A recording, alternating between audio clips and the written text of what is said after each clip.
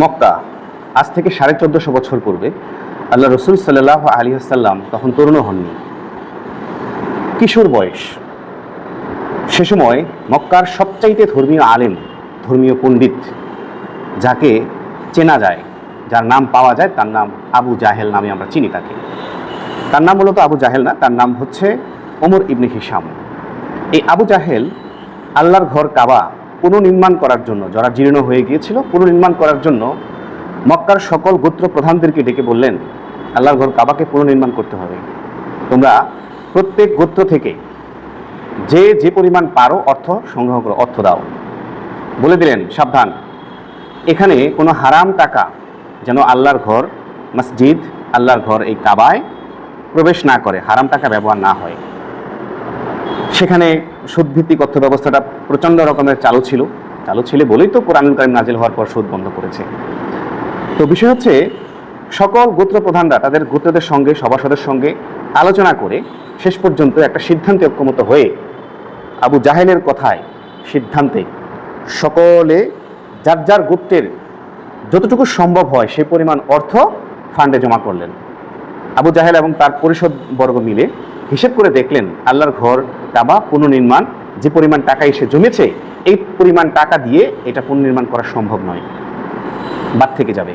তখন সভাসদের, গোত্র প্রধানদের কেউ একজন পরামর্শ দিল যে তাহলে আমরা আমাদের অন্যান্য ফান্ড থেকে এখানে আমরা ফান্ডিং করি, অর্থ দিই। আবু জাহেল বলল, না, এটা আল্লাহর ঘর, পবিত্র ঘর। এই পবিত্র ঘরে আমরা কখনো পারি না হারাম নিষেধকৃত কোনো অর্থ, কোনো সম্পদ এখানে ব্যবহার করা। পয়েন্টটা মনে রাখবেন। কে বাধা দিয়েছিল? আমরা যাকে আবু জাহেল নামে চিনি, সেই লোকটা।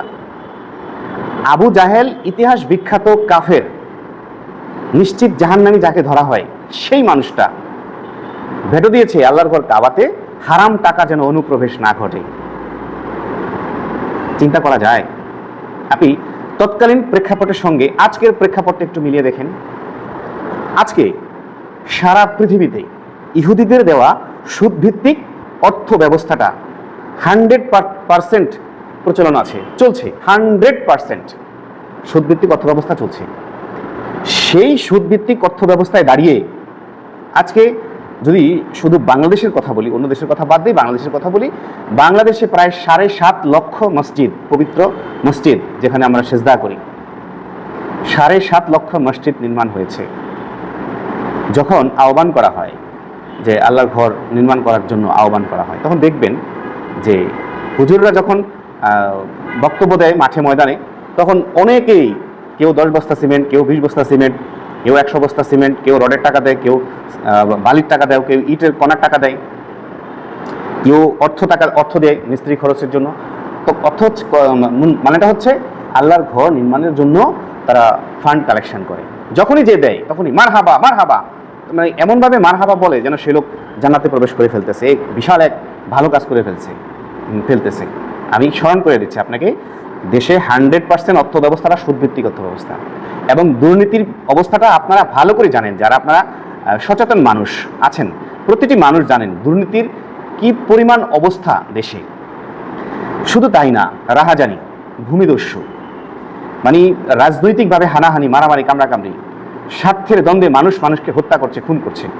আমার জমিটা আমার, এটা আমি ঠিকমতো সুন্দর করে ভোগ করতে পারছি না, পাশের মানুষটা শক্তিশালী হওয়ার কারণে। এই মানুষগুলো আল্লাহর ঘর কাবা নির্মাণের জন্য, আল্লাহর ঘর মসজিদ নির্মাণের জন্য অর্থদণ্ড দিচ্ছে। আর হুজুররা মারহাবা মারহাবা, আলহামদুলিল্লাহ, সবাই সুবহানাল্লাহ কোন, বাইকে এই করে দেখ, বাইকে জান্নাতের উচ্চ মাকাম দান করে ফেলুক। যদি দুইটা প্রেক্ষাপটকে আমরা একটু মিলাই, তাহলে আবু জাহেল আল্লাহর ঘর কাবায় হারাম টাকা ব্যবহার করা নিষেধ করেছিলেন। ঠিক অপরদিকে আজকের আমার দেশের আলেমরা হারাম হালালের বাদ বিচার ছাড়া, টাকা হইলেই হইছে, যেখান থেকে আসুক, যে ধর্মের লোকের কাছ থেকে আসুক, সে সুদখোর, সে জেনাখোর, সে ব্যভিচারী, সে কি মদখোর, সে যা এক্সেট্রা, যা ইচ্ছা তা, কোনো সমস্যা না। সমস্যা হচ্ছে টাকা কিনা। যদি টাকা হয় তাহলে সমস্যা নেই, মসজিদ নির্মাণ করো। আজকের এই মোল্লারা তৎকালীন আবু জাহেলের চাইতেও নিকৃষ্ট অবস্থাতে আছে, নিকৃষ্ট। আমার মনে হয় না তার পায়ের যোগ্যতা এদের আছে। আল্লাহ রসুল সাল্লাল্লাহু আলাইহি ওয়াসাল্লাম এই প্রেক্ষাপটেই এসে বলেছিলেন, একটা প্রসিদ্ধ হাদিস এসেছে যে এমন একটা সময় আসবে, ইসলাম শুধু নাম থাকবে, কোরআন শুধু অক্ষর থাকবে, মসজিদগুলো হবে জাঁকজমকপূর্ণ, লোকের লোকারণ্য, কিন্তু সেখানে হিদায়া থাকবে না। আসমানের নিচে আমার আলেম সমাজ হবে সবচেয়ে নিকৃষ্ট জীব, তাদের তৈরি ফিতনা তাদের দিকে ধাবিত হবে। তারা যে ফিতনা সৃষ্টি করবে সে ফিতনা তাদের দিকে ধাবিত হবে। আল্লাহ রাসূল সাল্লাল্লাহু আলাইহি ওয়াসাল্লামের সেই ভবিষ্যৎ বাণী সম্বলিত সেই হাদিসটার দিকে একটু তাকান। আমি হাদিসটাকে আবার রিপিট করছি। বলছে এমন একটা সময় আসবে, এটা কি সেই সময় কিনা পাঠক একটু মিলানোর চেষ্টা করছি।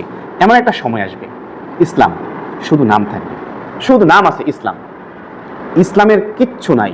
পরিবার, সমাজ, রাষ্ট্রে কোথাও ইসলামের ছিটে ফোটা কোনো আইন চলে না।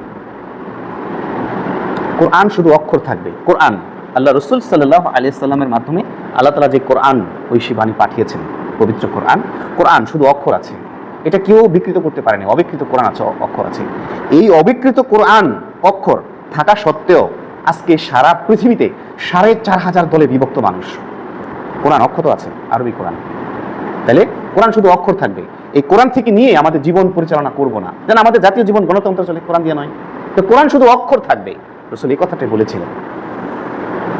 মসজিদগুলো হবে জাঁকজমকপূর্ণ, লোকে লোকারণ্য। দেখবেন মসজিদগুলো এখন টাইলস তো লাগাচ্ছে, মার্বেল পাথর, এমন সব দামি দামি পাথর ব্যবহার করছে, মানে চমৎকার কারুকাজ খচিত মসজিদ তৈরি করছে, এসি মসজিদ তৈরি করছে, সোনার গম্বুজওয়ালা মসজিদ তৈরি করছে। মসজিদগুলো হবে জাঁকজমকপূর্ণ, লোকে লোকারণ্য। জুমার দিনটা আসলে দেখবেন মসজিদ ভৈরা, রাস্তা ব্লক করে দেওয়া জুমার নামাজ আদায় করা হচ্ছে। তার মানে কি মসজিদগুলো লোকে লোকারণ্য হবে। আল্লাহ রাসূল বলছে সেখানে হেদায়া থাকবে না। মানে এই যে মসজিদগুলো ঝাঁকজমকপূর্ণ, লোকে লোকারণ্য, সেখানে এই যে লোকগুলো গেছে এদের কারো হেদায়া নাই, মানে ঈমান নাই, তাওহীদের উপর প্রতিষ্ঠিত নাই।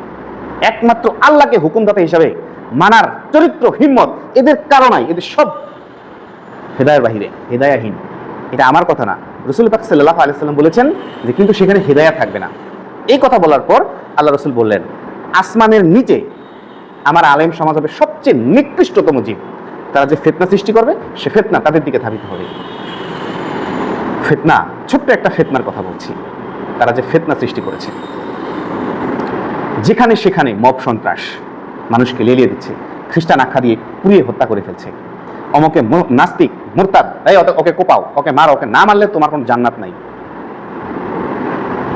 এই যে ফিতনা সৃষ্টি করে দিল, সে ফিতনা দেখুন এখন তাদের মসজিদগুলোতে, তাদের মাদ্রাসাগুলোতে। চিন্তা করা যায়, পবিত্র মসজিদ যেখানে আমরা সেজদা করি, পবিত্র স্থান, সেখানে বলাৎকার, শিশু ধর্ষণ। মাদ্রাসা মানে ইসলামিক স্কুল, মাদ্রাসায় দ্বীনি ইলম শিখার জন্য যাওয়ার কথা, সেখানে যায়, সেখানে হচ্ছে বলাৎকার। প্রতিদিন শত শত বলাৎকারের ঘটনা। কি নিকৃষ্টতম, কি জঘন্য চরিত্রের অধিকারী আজকের এই আলেম সমাজ। তারা যে ফিতনা সৃষ্টি করেছে সে ফিতনা তাদের দিকে ধাবিত হয়েছে। কি লজ্জা, চতুর্দিকে তাদের উপর ছিচি পড়ে যাচ্ছে, ছি। এই বুঝি আলেম?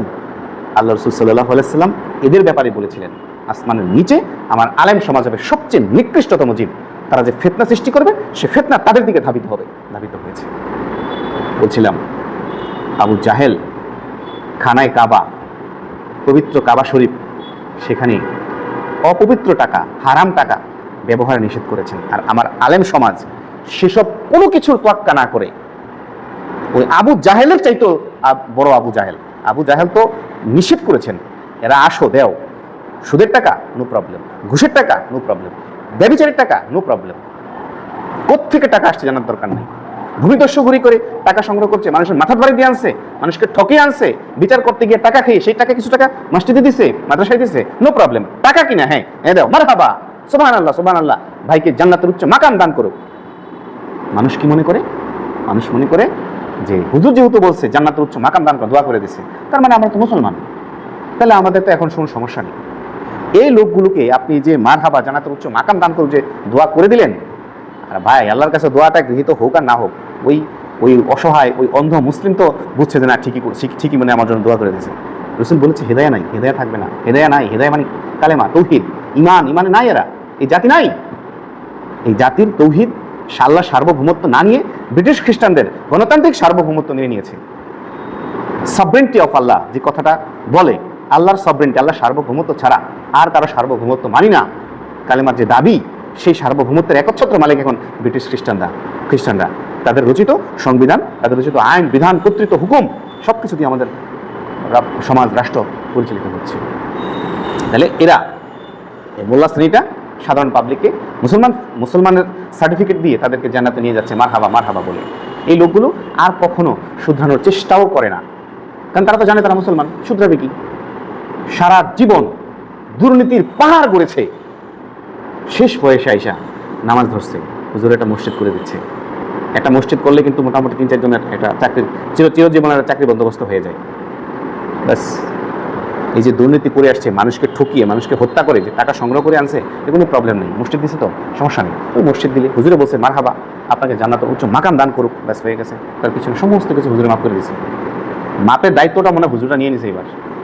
তাদের ঔদ্ধত্যতা, তাদের অহংকার কোথায় গিয়ে যে পৌঁছেছে, একটু সচেতনভাবে যদি একটু দৃষ্টি করা যায়, তাহলে বোঝা যাবে তারা কোন দিকে জাতিকে টেনে হিচড়ে নিয়ে যাচ্ছে। কেবলমাত্র তাদেরকে অন্ধবিশ্বাস করে বলে। তাদেরকে যদি অন্ধবিশ্বাস না করা হতো, তাহলে দেখতেন তাদের কথা মানুষ কোনো দিন বিপথে পা বাড়াতো না। অথচ অক্ষত কোরআন রয়েছে, রাসূল সাল্লাল্লাহু আলাইহি সাল্লামের সুন্নাহ রেখে গিয়েছে। এই অক্ষত কোরআন এবং সুন্নাহর মানদণ্ডে যদি সমাজ রাষ্ট্র পরিচালিত হতো, তাহলে তো আর কোনো সমস্যা ছিল না। মানুষ এই জায়গাটা বাদ দিয়েছে। সকলকে ধন্যবাদ। আসসালামু আলাইকুম ওয়া রাহমাতুল্লাহি ওয়া বারাকাতুহু।